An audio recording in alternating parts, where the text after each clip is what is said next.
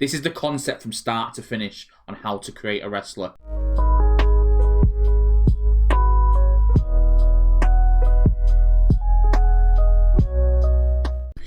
Hello YouTube land, I am the friend, the neighbourhood Mewmin, and if you click this video it's because you're looking to create a CAW from scratch.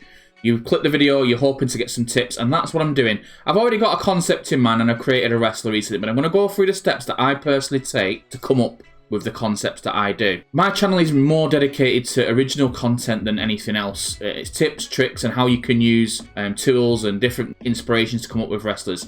You're going to see my guy Tank here now, so we're going to get straight into it.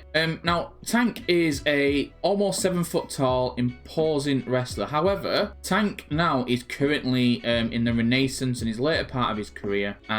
But he has seen a bit of a renaissance in regards to the fact that he's always aging. He's in his late 40s, early 50s, which is older for a wrestler. He seems to be having this like second wind of his career, and maybe he's doing yoga with DDP or something. But he's performing better than ever. He's moving up the card, and he's probably going to close to getting a world title shot sooner or later. That's the kind of story I would be going for with him at the moment.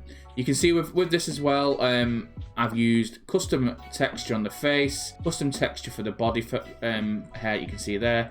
I've made my own logo, and I've just kept it quite simple with licks of green around the attire. Now, I want to talk you through the process of how I came up with that. Now, first of all, I was thinking I need an imposing military figure that is also looks like they're in shape. Now, I watched a film recently with Stephen Langan, the one where he's blind. So that's where I got the beard from. But I actually also looked at another film that he was recently in. So I'm just going to show you that now by giving you some pictures and the Google images that I've found. This is Stephen Langan Avatar. And that's kind of the look that I wanted to go for, but with a beard. And as you can see from this image, he is aging, he is military, but he does look in shape from there as well. I've even added this kind of scar to Tank as well down the side of his face. But this is the celebrity that I was probably going to look for. Now, if you're doing original content, one of the first things you need to be thinking of is what do I want him to look like? Now, I already had in mind, and luckily I'd seen this TV program, film, and this is what I went for. And that led me to the texture that I've got here. Now, the way I do my texture is going to be a link in the description. I'm not going to go through that now. Is I do use a reference plus a default texture, mix them together, and I build the texture up from there. If you want to follow that video, you can do, and the description will be in there. I'm not going to be showing you how I create the wrestler. I'm just going to show you the concept and what tools that I use. So the first tool that I use to create textures is Affinity Photo or Affinity Designer. You can see them here, similar to Photoshop, and you can get your information there. Secondly then, what I would then do is I'm going to think of the logo. I wanted a plain kind of army sort of font, so I went to this website called thefont.com. I use this quite often. It's quite useful. For example, if I just went like that for Tank, straight away you can see different fonts and how they look if you want it into, you know, have a look before you actually buy, so to speak. There's various different fonts you can use, and there's another video that I've done as well. Don't sleep on the dingbats, because you imagine these globes here and these different shapes and stuff. If you've got a decent software where, like I use Affinity Designer, which is vector, the letter that's corresponding to that sorter, for example, you just type in and then that's your logo. Again, if you look through my videos, and I'll post some of the links in the description. Don't sleep on dingbats. It can come very handy to just do basic logos. But that's a good tool as well, thefont.com. Google Images, if you're doing an original wrestler, like roster pages, there's several different avenues you can do to find your references. But my reference was Stephen Lang, and that was the texture that I came up with. So in game, we've reported everything in, and that's how his texture looked in game. Now, I'm going to show you some things you don't want to sleep on as well, just to make you give you that little bit of added extra. So you can see the texture there without the hair on. I've not quite finished. I'm still tinkering. I might go for a shorter buzz cut hair and maybe remove the beard, but we'll get to that at another stage. I'm just talking you through the process that I do. Now, the best thing I would say when you are doing a face texture, especially if you're wanting to do someone that's real life, you do need to be concentrating here on the morph. The morphing is gives you so much different aspirations and so much different styles from being just the daddy default and such, just to make different shapes and facial features. And morphing is going to be an important tool that you want to be thinking of as well. That's one of the tips in this video that you'll find, is morphing is definitely a useful tool. Also as well, the facial parts, if the blemishes can work well, and the wrinkles as well. You don't really want to miss out on the wrinkles. This guy is supposed to be a bit older. If the wrinkles in your texture don't really pull through, don't be afraid to add some through these. Crow's feet, nasal fold, that sort of thing. I'm just going to move my camera a bit because you might not be able to see fully what I'm seeing. But yeah, so as you can see there, I can add extra foliage, should I say, to his cheeks and whatnot, and really bring that aging factor into him. But as I said, he's aging, but he is in shape, and that's what I'm going for. I'm going to talk you through the moveset as well in a bit, how I've gone for that. So there's some things you do want to pay attention to. The facial parts, the face definition, and things like that. I've done videos separately on all these things that I'm doing, so you can go back to them. I'm going to put all the links in the description for you to be able to follow those videos. This is the concept from start to finish on how to create a wrestler, not creating a wrestler. If that, I'm not going to do it for you now. It's all the steps that I'm doing, okay? So we move on to the tie. You can see that there. I said that's his default one. I then put some Lixin green in his second one, and I just wanted to keep it quite simple. Inspired by Kevin Nash.